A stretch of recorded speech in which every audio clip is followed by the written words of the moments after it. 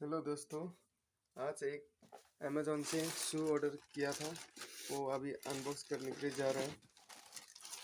कैसे है अंदर देखते हैं। वीडियो को अच्छा लगा तो लाइक ज़रूर कर देना। ये सब देख सकते हैं, ज़्यादा दाम का नहीं, सस्ता दाम का खरीदा था। चलो अनबॉक्स करते हैं इसको। अंदर में क्या सोना वोना तो नहीं भेज दिया 1 किलो जैसा? वही Are you comedy me? देखिए, क्या पता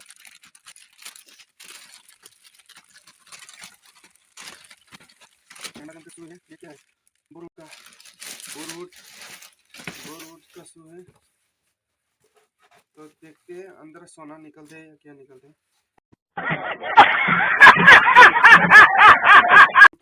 अनबॉक्सिंग के हाथ से कभी हम ये शू का बॉक्स चाकू से काट रहे हैं, हाथ से काट रहे हैं।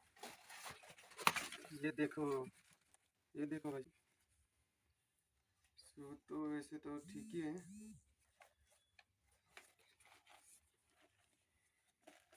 ये देख सकते हैं ऐसे है अंदर।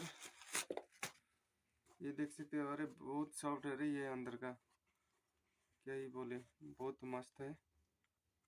पहनने में बहुत अच्छा लगेगा।